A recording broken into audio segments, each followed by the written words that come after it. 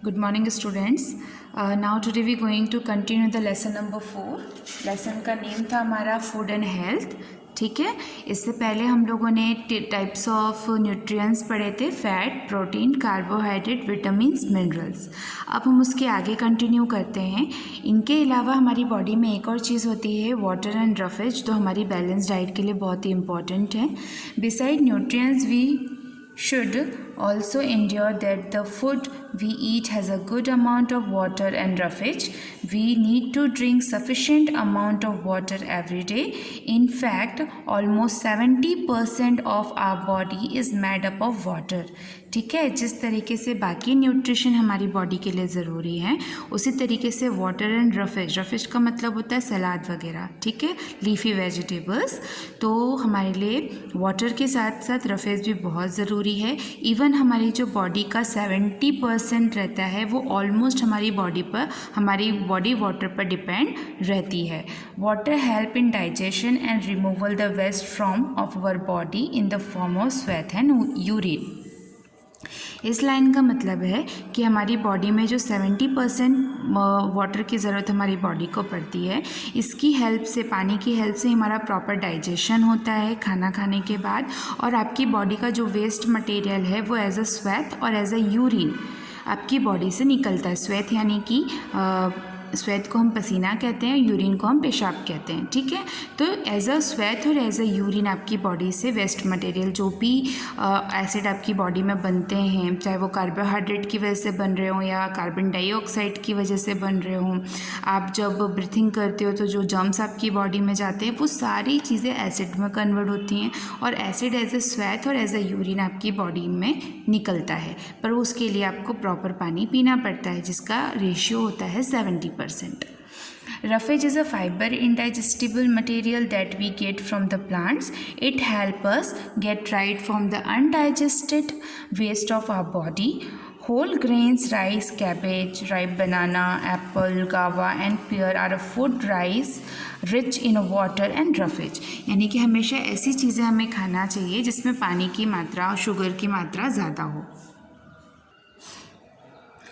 This is the balance diet chart. देखो इसमें क्या है, फैट भी होना चाहिए हमारे बैलेंस डाइट में, प्रोटीन भी होना चाहिए, विटामिन एंड मिनरल्स भी होने चाहिए और कार्बोहाइड्रेट भी होने चाहिए. जब हम अपने खाने में सभी चीज़ें के पदार्थ लेते हैं, यानी कि सभी चीज़ों का मटेरियल लेते हैं, तब जाके हमारा बैलेंस डाइट कवर होता है. सो However, all nutrition are not present in all kind of food. यानी कि हर तरीके का न्यूट्रिशन हर खाने में प्रेजेंट नहीं होता है. So we should take a diet that contain the right amount of all the nutrients.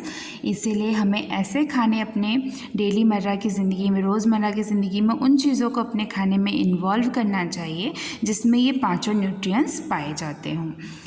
Roughage and water according to our body requirement. पानी की ज़रूरत और बाकी जो भी फ्रूट्स हम लोग खाते हैं उसकी जो ज़रूरत है वो हमारे बॉडी के अकॉर्डिंग पड़ती है. और diet that has a right proportion of the nutrition to maintain good health is called a balance diet. जब आप सारे न्यूट्रिशन एक सही मात्रा में अपनी बॉडी में लेते हैं, यानी कि ऐसा नहीं कि किसी दिन खा रहे हो तो बस ऑयली चीज़ें खा रहे हो तो वो आपकी बॉडी में फैट गेन कर देता है. ऐसा भी नहीं करना चाहिए कि एक दिन अगर आप खा रहे हो तो बस राइस खा रहे हो, वीट खा रहे हो, तो उससे क्या होता है, कार्बोहाइड्रेट ज़्यादा हो जाता है, मिनरल भी ज़्यादा नहीं होना चाहिए और प्रोटीन भी ज़्यादा नहीं होना चाहिए. ठीक है, तो हमें हर चीज़ अपने खाने में इंक्लूड करनी चाहिए, तो इससे हमारा जो बैलेंस डाइट है वो मेंटेन रहता है. It means choosing a wide variety of food from all the food groups. Our food need more carbohydrate at least amount of fat. यानी कि ज़्यादा कार्बोहाइड्रेट की ज़रूरत होती है, कम मात्रा में फ़ैट की ज़रूरत होती है. A balance diet a various according to the age, activity, genes, health of person. ठीक है, तो बैलेंस डाइट हेल्थ पे भी डिपेंड करता है, प्लस आपकी एज वाइज भी डिपेंड करता है. छोटे बच्चे बड़े लोगों की तरह खाना नहीं खा सकते और बड़े छोटे की तरह खाना नहीं खा सकते, इसलिए हर एज में उनका जो परफेक्ट न्यूट्रिशन रहता है वो उनके लिए ज़रूरी होता है. नेक्स्ट टॉपिक है हमारा इस चैप्टर में डिसीजेज एंड देयर प्रिवेंशन, बीमारियां और उनसे बचने के तरीके। A state of illness that affect a person and prevent his her body or mind to function in a normal manner is called diseases. ठीक है, जब हम बीमार पड़ते हैं, कोई भी पर्सन का बीमार पड़ता है, उसको जब डिसीजेज होता है तो उसकी सारी की सारी जो अफेक्ट होता है वो उसकी बॉडी पे, उसके माइंड पे पड़ता है। Diseases are of two types, communicable and the non-communicable. So let's discuss about the what is the meaning of communicable diseases and what is the meaning of non-communicable diseases. सबसे पहले आते हैं हम communicable diseases पे। Communicable diseases, the diseases that spread from a sick person to a healthy person by the direct contact as a through air, water, food and insect bites are called communicable disease और infectious diseases। ऐसी बीमारियां जो एक बीमार व्यक्ति से एक अच्छे व्यक्ति में यानी कि हेल्दी पर्सन पे डायरेक्ट कांटेक्ट होने पर होती है, चाहे वो हवा के थ्रू हो, वाटर के थ्रू हो, फूड के थ्रू हो या फिर इंसेक्ट बाइट के थ्रू। जैसे कि आप लोगों ने देखा होगा मलेरिया मच्छरों की वजह से होता है। अगर मच्छर एक बीमार इंसान को काट के वापस आपको बाइट करता है तो उसके जो ब्लड सेल्स के जर्म्स होते हैं वो आपके ब्लड सेल में मिल जाते हैं, जिसकी वजह से आपको भी मलेरिया हो जाता है। ठीक है, तो ऐसी बीमारियों को हम कम्युनिकेबल डिसीजेस या फिर इन्फेक्शियस डिसीजेस कहते हैं। Diseases like measles, chicken pox and the ringworm. Chicken pox को मैं सिंपल भाषा में बोलूँ तो माता आना, जिसे आप माता जी कहते हैं। होता यही है ना कि घर में किसी एक इंसान को हो तो फिर धीरे धीरे पूरे घर में हो जाती है। आँख आना जिसे आप बोलते हैं, अगर आँख की डिसीजेस होती है, किसी को वायरस हो जाता है, आँखों में इन्फेक्शन हो जाता है, तो फिर धीरे धीरे घर के बाकी मेंबर्स या फिर वो जिससे भी कांटेक्ट में आता है उससे भी वो इन्फेक्शन हो जाता है। तो ऐसी बीमारियाँ जो एक बीमार व्यक्ति से एक हेल्दी व्यक्ति में आती है उसे हम कम्युनिकेबल डिसीजेस कहते हैं। Cold, fever, flu and the tuberculosis are the transmitted through air. Malaria and dengue spread through mosquito bite. जो फीवर होता है, कोल्ड होता है या फिर किसी भी तरीके का फ्लू होता है, वो एयर के थ्रू एक व्यक्ति से दूसरे व्यक्ति तक पहुंचता है। और मलेरिया और जो डेंगू होता है वो मॉस्किटो बाइट से होता है। Jaundice, cholera and typhoid are spread through the contaminated food and water. अगर हम गलत खाना खाते हैं या ख़राब पानी पीते हैं तो हमें जॉन्डिस, कॉलरा और टाइफाइड होता है। Okay, now next there are few step you would adopt to prevent communicable diseases. अब यहाँ पर कुछ ऐसे रूल्स हैं कि जिनको हम मेंटेन अगर करेंगे तो जो कम्युनिकेबल डिसीजेस एक इंसान से दूसरे इंसान में फैलता है वो नहीं फैलेगा। फर्स्ट पॉइंट है maintaining hygiene. Personal hygiene can be taken care of a brushing a teeth twice a day, taking a bath daily, cutting nails regularly, wearing clean clothes, washing hands before and after meal, and by covering nose while coughing and sneezing, है ना।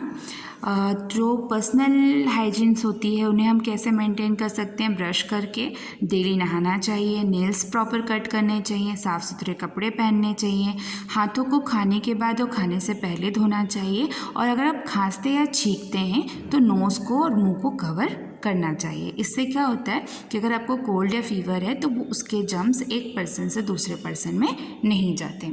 Our surrounding can be kept clean by the mopping on the floor of the house with disinfectant, disposing garbage properly, and by spraying kerosene and disinfectant in the stands water to prevent mosquito from the breed. हमें अपने आसपास साफ़ सफाई रखनी चाहिए। जो हमारे घर के फ्लोर्स होते हैं उन पे हमेशा मॉपिंग यानी कि पोछा लगाते रहना चाहिए। अगर कोई कचरा निकलता है उन्हें आपको डिस्पोज करना चाहिए। अगर कुछ प्रॉब्लम है, कुछ ऐसे कचरे हैं जिन्हें आप आउट नहीं कर सकते तो उन्हें जला देना चाहिए केरोसिन की हेल्प से, ताकि उसमें जो जर्म्स रहते हैं वो भी पूरी तरीके से ख़त्म हो जाए। कम्युनिकेबल का नेक्स्ट पॉइंट है ventilation. Home should be airy and well ventilated. Door and window allow fresh air and sunlight to enter the house, but they must have a wire netting to prevent insect from entering. घर हमेशा ऐसा बनवाना चाहिए, घर के खिड़की दरवाजे खुले रहें, ज़्यादा हवा घर में आए, सनलाइट घर में आए। इससे क्या होता है, फ्रेश एयर आपके घर में आती है तो ऑक्सीजन की मात्रा प्रॉपर बनी रहती है। दूसरी बात, अगर सनलाइट घर में आएगी तो जो खिड़की दरवाजे पे और फ्लोर पे जर्म्स रहते हैं वो सनलाइट की गर्मी की वजह से मर जाते हैं। दूसरा, अगर आप खिड़की दरवाजे प्रॉपर बनवाते हैं तो ये ध्यान रखें कि खिड़की और दरवाज़ों पे नेट लगा रहे, जो वायर नेट रहता है वो करवाएं, ताकि मॉस्किटो या और कोई इंसेक्ट आपके घर में इजीली एंटर ना हो सकें। नेक्स्ट है third point, vaccination. Vaccination is the matter of acquiring immunity against the certain diseases through oral drops by the injecting a small dose of the diseases causing organism.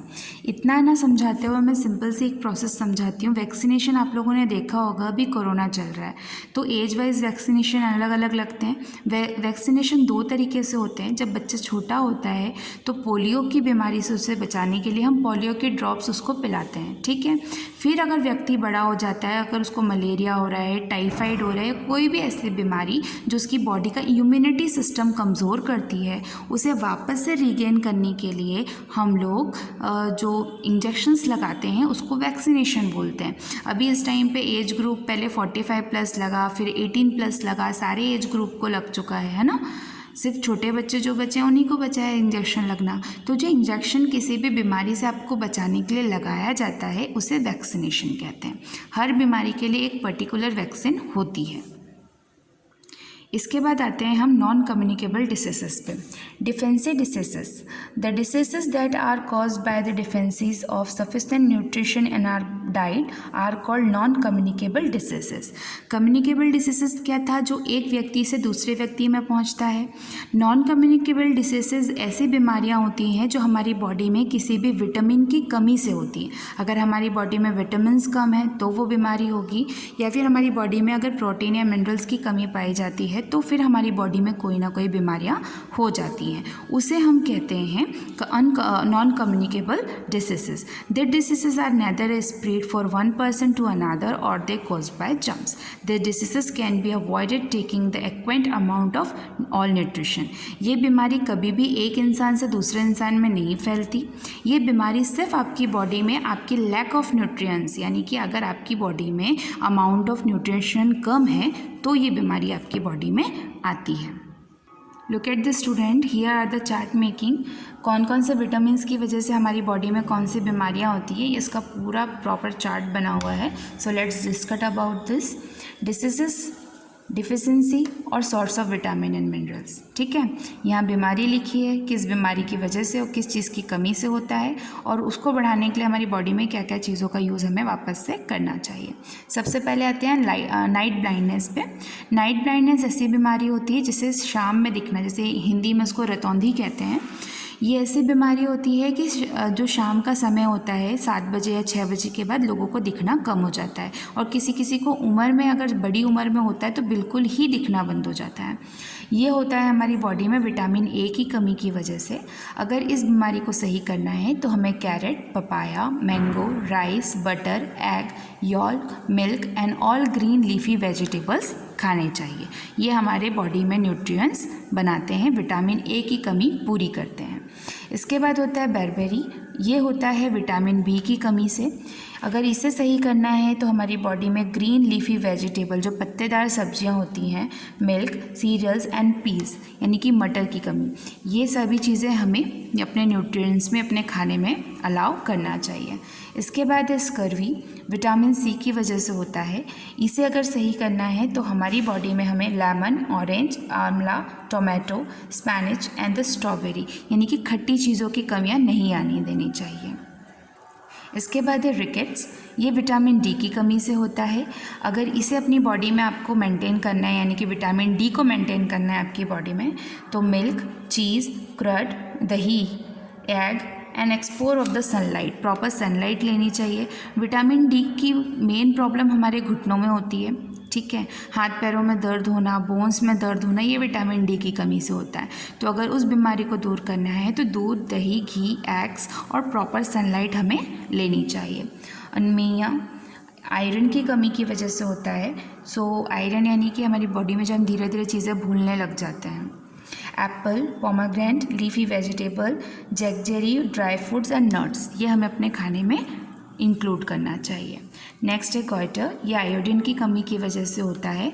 Iodine यानी कि आपकी body में अगर नमक की कमी होती है तो इससे क्या होता है, जो गला वगैरह रहता है ये बिल्कुल स्वेल हो जाता है, इसे हम कहते हैं गॉइटर। ये मोस्टली हमें जो आयोडीन सॉल्ट, सी फूड और फिश एंड पॉन्ड्स खाने चाहिए। जो फिश वगैरह नहीं खाते वो अपने खाने में प्रॉपर मात्रा में सॉल्ट लें। इसके बाद होता है ऑब्स्टेफोर्सिस, ये कैल्शियम की कमी से होता है। तो इसके लिए हमें इसको रिकवर करने के लिए मिल्क, चीज़ और ग्रीनी वेजिटेबल अपने खाने में इंक्लूड करना चाहिए। ठीक है, बुक में जिनके पास बुक है वो प्रॉपर चार्ट मेंटेन करेंगे और समझेंगे। This chapter is and here. If you any kind of doubt so ask me on the group. Have a good day.